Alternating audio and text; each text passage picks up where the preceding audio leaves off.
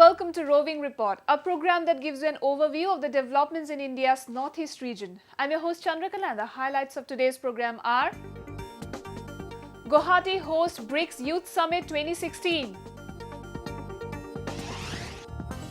Demise of Ishaq Su will not impact Naga peace process, says MHA official.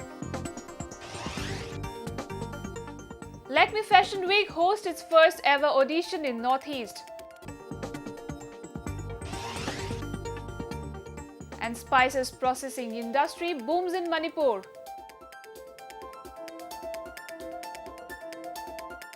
The BRICS Youth Summit 2016 held recently in Guwahati brought together youngsters from the 5 BRICS countries with an aim to empower and strengthen their young minds. The theme of the summit was Youth as Bridge for Intra-BRICS Exchanges. A report. Over 50 youth from Brazil, Russia, India, China and South Africa converged in Guwahati city to be a part of the 3-day BRICS Youth Summit. The BRICS Youth Summit was initiated by Prime Minister Narendra Modi. The last summit was held in Russia in 2015. Guwahati was chosen as the venue for the international summit to expose youth from the remote northeast region to international platforms. The event was graced by Donor Minister Dr. Jitendra Singh and Assam Chief Minister Sarbananda Sonowal, along with ministers and head of executive authorities on youth affairs from BRICS nations. BRICS के 5 राष्ट्र इस समय विश्व की 43% जनसंख्या से कायम है।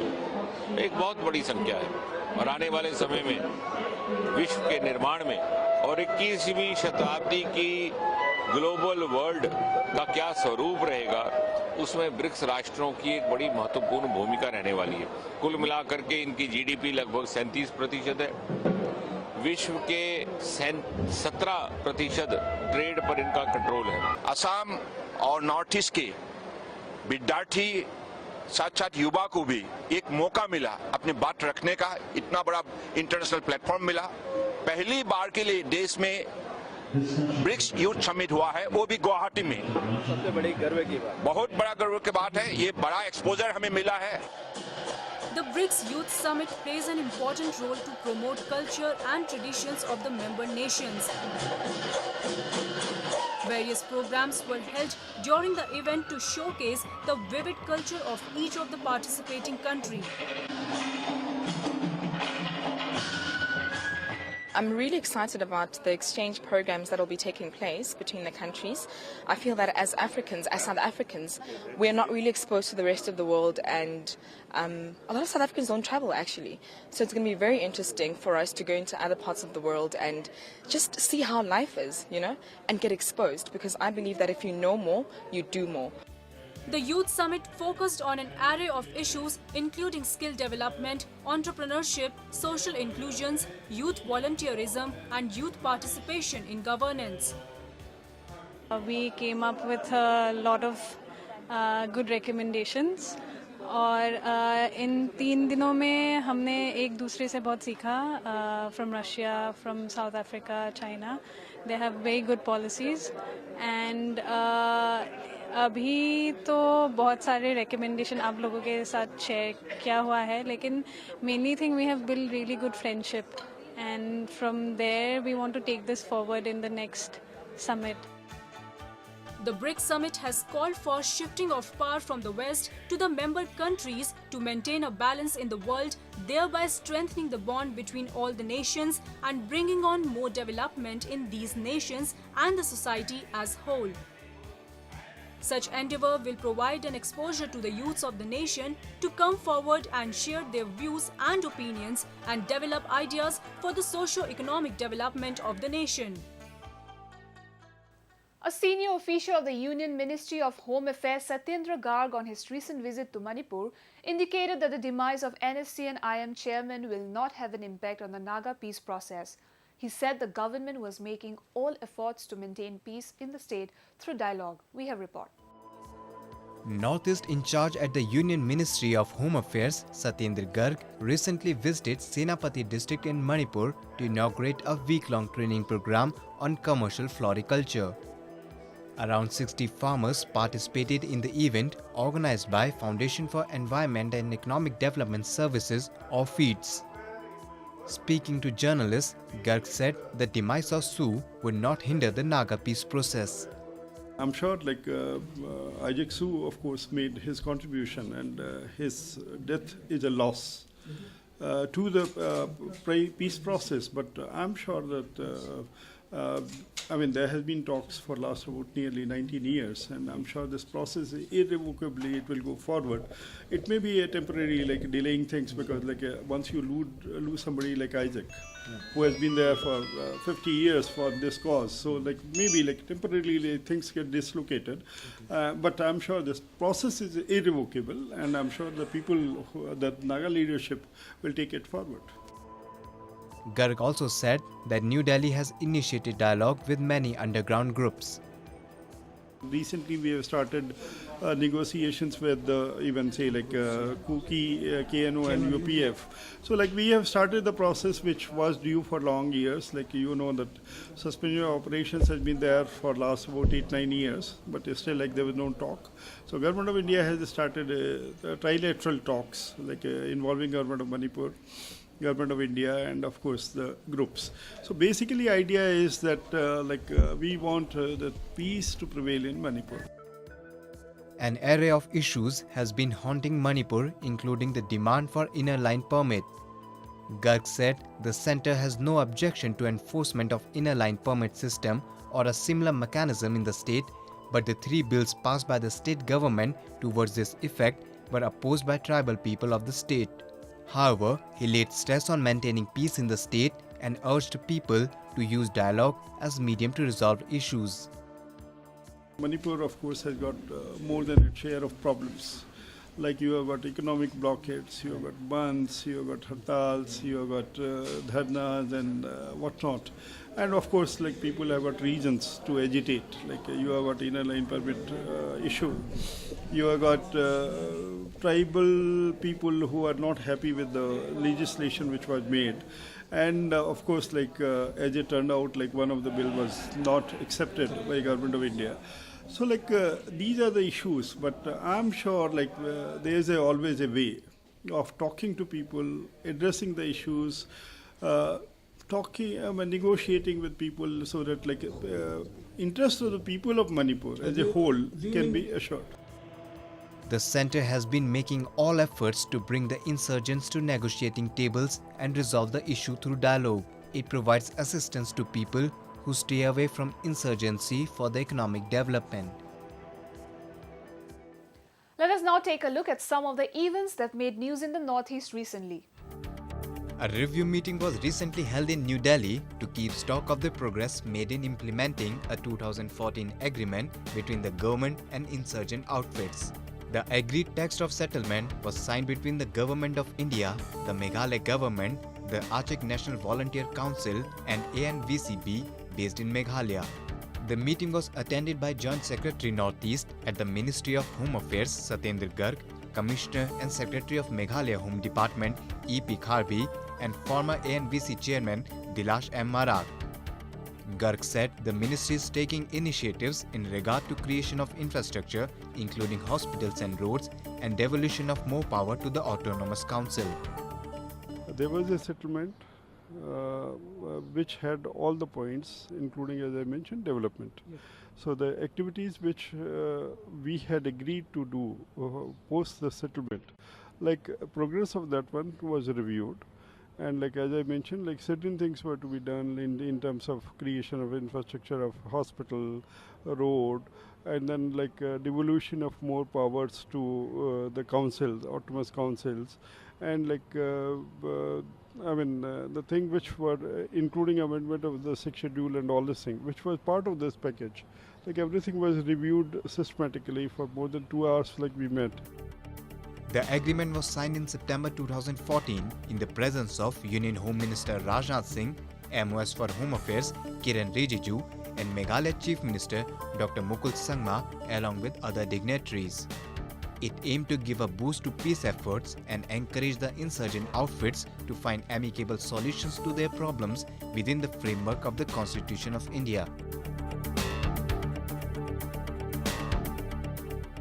Prime Minister Narendra Modi recently met India's Rio-bound athletes at the Manekshaw Center in New Delhi.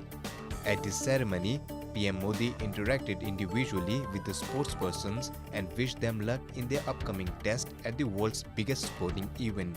Several athletes from the Northeast, including Deepa Karmakar, India's first woman gymnast, boxer Shiva Thapa, archer Bombaila Devi Laishram, and weightlifter Saikhom Mirabai Chanu, are also part of the contingent.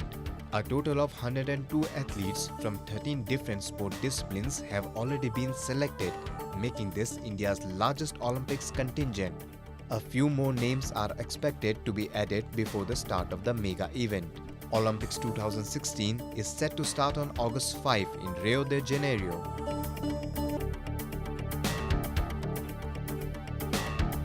Recently, Joint Secretary Northeast of the Ministry of Home Affairs Satyendra Garg visited Gamdiai village in Mamit district of Mizoram and interacted with members of the Bru community. Garg talked to Bru leaders about the issues faced by the community and assured them the government would work to solve their problems. According to Bru Coordination Committee Chairman Elvis Chorky, the Secretary said a monitoring committee would be constituted soon to find solutions to their issues. He assured repatriated Bru leaders would be duly represented in the panel. Earlier, Garg met Tripura Chief Secretary Y.P. Singh and Director General of Police K. Nagaraj to discuss repatriation of the displaced Brus, who are currently sheltered in 7 camps in North Tripura district. He also visited refugee camps at Kanchanpur, where more than 30,000 Bru refugees have lived since they fled Mizoram in 1997, following communal violence over a land dispute with the Mizos.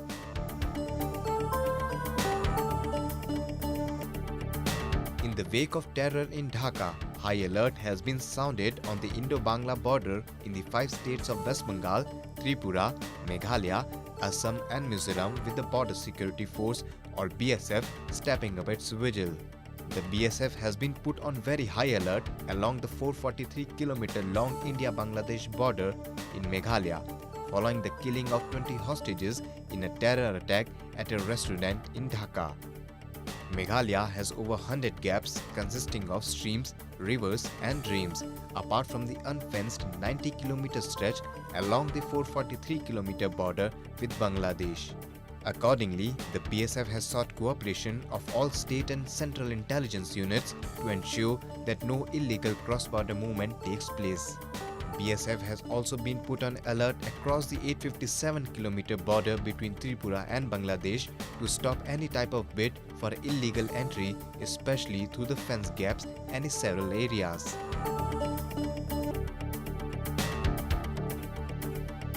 More than 86,000 people in 6 districts of Assam have been affected by floods due to incessant rains. According to the Assam State Disaster Management Authority, over 54,000 of them are in the first affected district of Lakhimpur alone. Large populations have also been affected in Dhemaji, Nagaon, Jorhat, Dhubri and Barpeta. Heavy rains have caused overflowing of many rivers. The Brahmaputra was flowing above the danger level in capital Guwahati. Overflowing rivers have breached embankments in many places.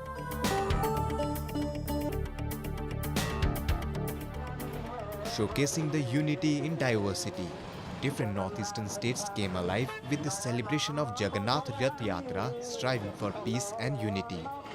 The Guwahati Jagannath Rath Yatra, an initiative of ISKCON Guwahati, highlighted the cultural richness of Assam with a message to usher in real peace.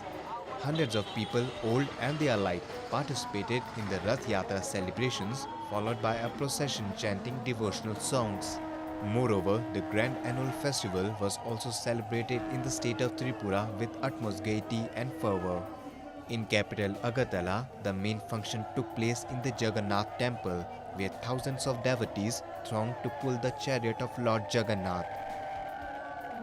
On the other hand, Rath Yatra, known as Kang in Manipur, was celebrated in a grand manner. The celebration began with a series of prayers and rituals taking place at every temple. Hundreds of devotees attired in traditional white dress attended the celebration at Sri Sri Govindaji Temple Palace Compound.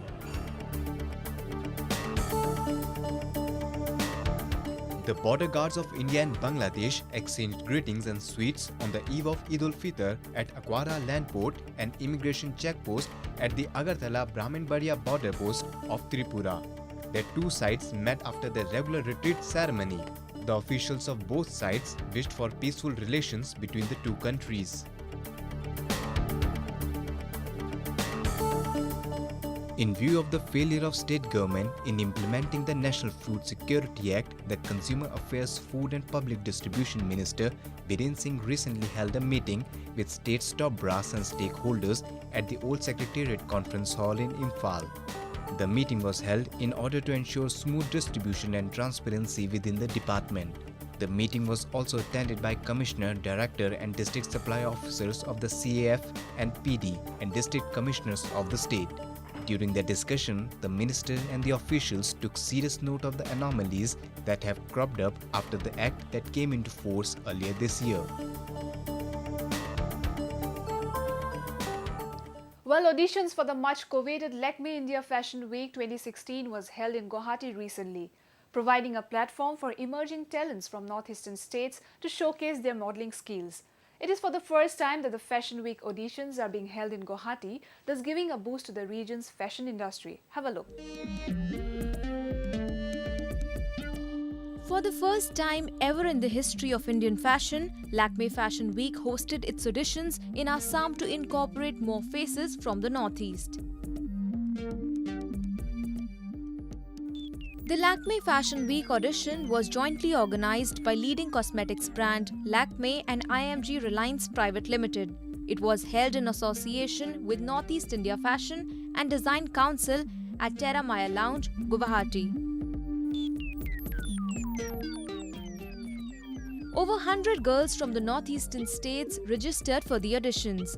Renowned model Sonalika Sahai and Assamese actress Barsha Rani Bashya were among the judges at the audition. यहाँ Guwahati north eastern region से बहुत ही top India की models हैं, दीपानिता हैं, मोनिकांगना है काफ़ी, और यहाँ के फीचर्स जो हैं वो बहुत ही यूनिक और बहुत ही एग्जॉटिक होते हैं. तो लैक्मे फैशन वीक ने अगर यहाँ पर आकर और यहाँ की लड़कियों को ऑडिशन करने के लिए बुलाया है तो इनके लिए बहुत ही अमेजिंग और बहुत अच्छा अपॉर्चुनिटी है कि वो आगे आएं और इसमें पार्टिसिपेट करें. The semi-finalists set the ramp on fire during the second round of LFW audition as they showcased traditional Assamese mekhla chadar designed by local designers. After several rounds of grueling auditions, two girls from Guwahati, Suzanne and Janvi Theory, made it to the coveted Fashion Week. सपना था जब से modelling start किया है कि कभी लक्ष्मी में walk करूं, तो मुझे अपॉर्चुनिटी मिला इस बार, तो मैं बहुत ही ज़्यादा खुश हूँ और मैं बहुत एक्साइटेड हूँ लक्ष्मी के साथ वॉक करने के लिए. मैंने स्टार्ट किया दिस ईयर मार्च एक कॉन्टेस्ट में सिंकाइसिस GMC ऑडिटोरियम में, और मैं विनर बन गई हूँ. और फिर उसके बाद मैंने शोज मिली और फिर मैं कर रही थी और फिर आई गॉट द अपॉर्चुनिटी, मुझे अपॉर्चुनिटी मिला यहाँ टू ऑडिशन, तो मैं बहुत खुश हूँ. It is worth mentioning that the winners will get a chance to walk at Lakme Fashion Week, which will take place in Mumbai from August 24th to 28th. The Northeast is a key market for the growth of fashion and creative industries with its rich cultural lineage and tribal heritage in design, eclectic range of traditional textiles, large indigenous weaving legacy and its young educated demographic. A hotbed of militancy, Meghalaya's Garo Hills region remains neglected and underdeveloped. However, the government is making sincere efforts to bring peace and development by improving services like healthcare. We have a report. Tribal villagers in southwest Garo Hills have got a new lease of life as now they have access to better health facilities. With the return of peace in recent times, at least 5 public health centers have come up in the Garo Hills. This brings smile to many poor villagers who earlier had no option but to suffer or travel long distances due to inadequate health services in the area. 안승나 사급바 등급하나 불러는 야 딜리바리 아니요 아로 마이바 엑셀 아니요 와로 지 소마이 바리 바보 이노 작치기 전 미소 승나 작게 아니면 승나 불러는 구시와 아로니까 남는 등 상적 스카우된 게 와로 소마이 메카니앙 셰도와슴 네버 다우디 승나 마는 동자 Bagdil, a Catholic missionary-run social organization, has joined the services under a public-private partnership. The NGO, comprising of a team of nurses, doctors and other staff, stay with the villagers and motivates them to make the best use of the services which are now available to them.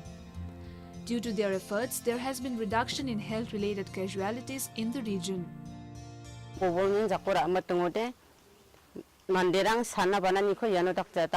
Baktil cakaura aho aro sistalang sana haura sa tenganirang ko gamang sana namatahan takimu mandirang ini kemen sana panak tay minari paraha aro asarang ko pa gamang maha asarang tau kham khai songon ko sa tenganirang ko asarang ni jakci sandi yanuna sa tenganirang ko san rembai saninga aro pa home delivery ngarang pa dongjenga chinga delivery rang ko yanuna ra ba saninga. The public health centers may lack modern infrastructure, but they are providing the villagers with the basic health facilities, thereby leading to the growth and development of the health sector in the region. Well, peace and development is the buzzword in the Northeast. Let's take a quick look at some development news from the region. Manrega scheme has played a pivotal role in transforming the rural villages of Sikkim by aligning the fund received to the specific needs of each village. One such village is Bermok of Gazing district, which has utilized the funds received under the scheme in several projects such as building footpaths, constructing channels, waiting sheds, etc. Not only men but women are also contributing equally in the projects.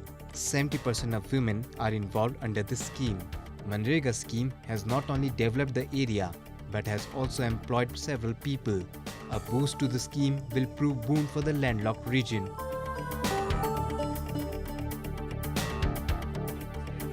Recently, the Jorhat Science Center and Planetarium in Assam celebrated its third Foundation Day. Hundreds of students, teachers and parents attended the program. Jorhat Deputy Commissioner R.A. Karoti was also present on the occasion along with other dignitaries. The Science Center and Planetarium draws a large crowd with its galleries on story of oil and fun science, a fully automated computerized planetarium and a lush green science park. According to the curator of the planetarium, a new innovation named 7 Wonders is also in the works and will be launched soon. The center aims to be identified as one of the best education and entertainment destinations of the state.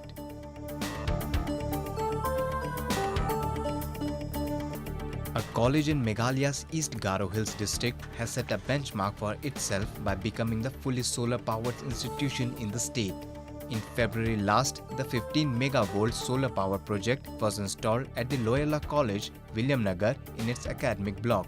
The institution conceptualized the need for the project as the power supply at the institute was irregular and the fluctuations in power supply and lighting had caused extensive damage to electronic goods. Social Welfare Minister Deborah Marak had personally contributed for the setting up of the project to the college.